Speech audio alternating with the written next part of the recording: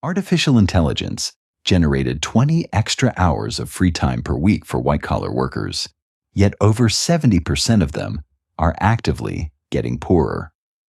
This is the 2026 time paradox.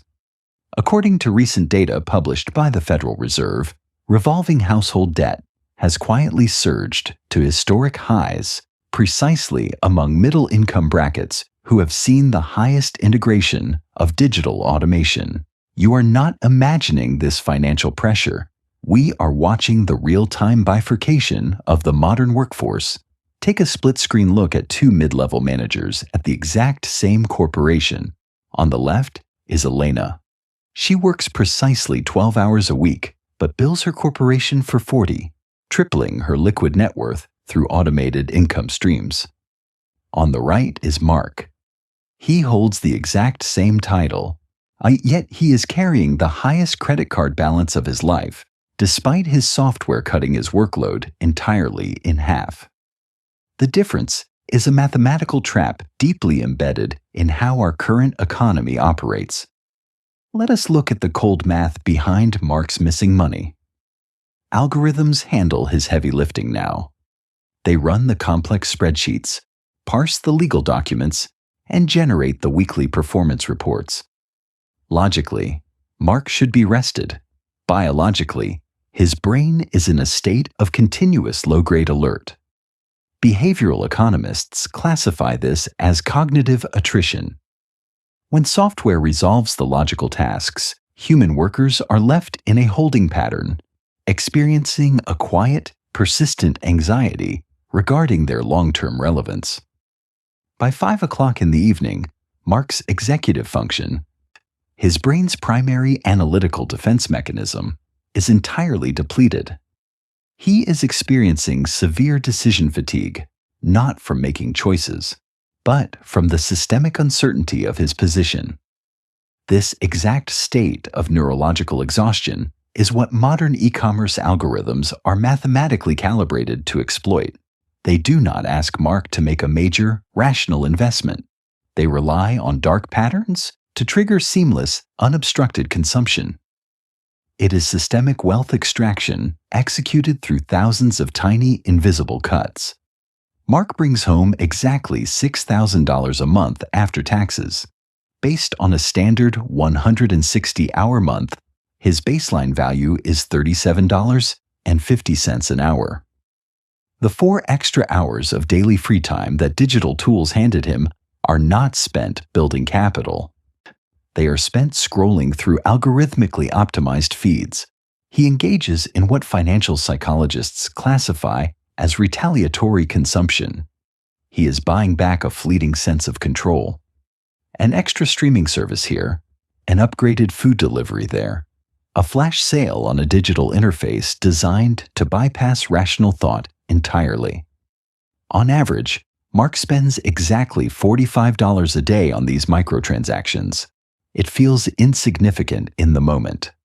Over a 30-day cycle, that is $1,350 systematically extracted from his bank account. 22% of his monthly net income evaporates. He is not purchasing utility or joy. He is purchasing psychological relief from systemic anxiety. The math is brutally unforgiving. Out of that total waste, yet the $273 automatically extracted every 30 days for digital subscriptions he barely uses costs him exactly 7.3 hours of high-stress, post-tax labor. Nearly a full working day evaporated on software he does not even open. This behavioral loop is not a personal failure. It is a structural reality of the modern labor market. You are operating in a system undergoing rapid foundational shifts. According to an extensive labor report jointly published by Goldman Sachs Research and the Boston Consulting Group in March of 2026, 52% of administrative and middle management roles are actively undergoing structural realignment. The report details a phenomenon known as income bifurcation. We have firmly entered the era of the low-hire, low-fire market. Corporations are not executing mass, highly publicized layoffs of their middle tiers. That creates market panic. Instead, they implement structural freezes. They halt compensation increases, freeze upward mobility, and quietly demand that remaining employees triple their output using new software. Quitting your job and jumping to a competitor is no longer a viable escape hatch because the entire sector is executing the exact same playbook. Mark uses automated tools to finish his corporate tasks faster, simply to tread water, leaving his exhausted mind exposed to targeted digital consumerism in his off hours. Elena, however, utilizes the exact same tools to aggressively buy back her own capacity. Before you can scale your income and replicate Elena's mathematical advantage, you must construct a wall around your existing capital. You have to stop the bleeding. The defense mechanism against highly optimized behavioral targeting is not discipline. Discipline is a finite biological resource that runs out by the evening. The solution is intentional, systemic inconvenience. We call this barrier-based budgeting. You must use the concept of operational hurdles to defeat dark patterns. Elena does not rely on willpower to save money. She has engineered a defensive architecture. Every time she is paid, a localized script automatically routes exactly 30% of her income into an archaic regional credit union. This institution has no functional mobile application. It does not integrate with digital wallets or smart devices. The only way to access those funds is through a clunky desktop portal requiring a complex dual authentication password. By the time Elena navigates through those deliberate, frustrating barriers, the artificial urgency engineered by the shopping application has completely dissipated. She has successfully intercepted the behavioral loop. She uses systemic delay as a shield against algorithmic wealth extraction. With her baseline defense secured, Elena's strategy shifts entirely to offense. She understands that the traditional model of employment is mathematically flawed. She does not view herself as a dedicated employee trading fixed hours for a fixed wage. She operates under a highly defensive mental model called the career portfolio. Elena treats her professional output like a diversified investment fund. The core engine driving this portfolio is a tactic called occupational arbitrage. She deploys customized Llama 4 agentic workflows to automate 80% of her synchronous reporting, compressing 40 hours of standard corporate obligations into 12 hours of hyper-focused execution.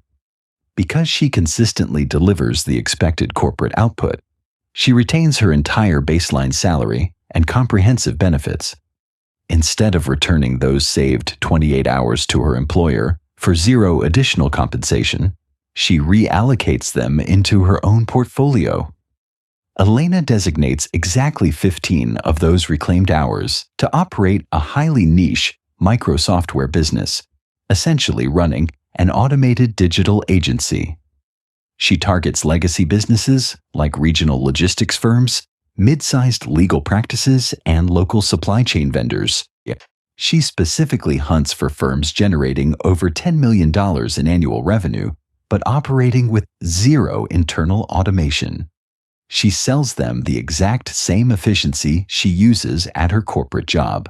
The remaining 13 hours are allocated to high-ticket consulting and technical upskilling, ensuring her knowledge remains a compounding asset rather than a depreciating one.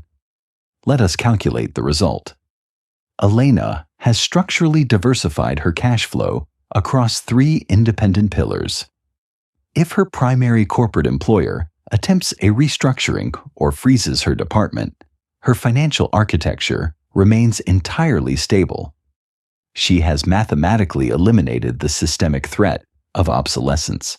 When the quiet, persistent anxiety of losing your job is removed from the equation, the psychological need to engage in wasteful, retaliatory consumption vanishes right alongside it. She does not need to buy a false sense of security because she has engineered actual mathematical autonomy. In this rapidly bifurcating economy, the greatest systemic risk is not that an algorithm will abruptly replace you. The true underlying danger is that you will stubbornly cling to the industrial era mindset of selling your time for a stagnant wage inside a global market that is now exclusively compensating automated efficiency. The dividing line between Mark and Elena is not intellect, it is architectural design. You are standing at a highly specific historical crossroads. You have a choice. You can remain a highly predictable, depreciating asset, slowly drained by perfectly engineered behavioral triggers and structural flaws. Or you can become the cold, calculating architect of your own time. You either own the tool, or you slowly transition into becoming a component of someone else's wealth extraction system. The math is waiting for you. But math is completely useless if your banking institution still controls your underlying psychological triggers. This is exactly why you need to understand the invisible credit score I have analyzed in this next video.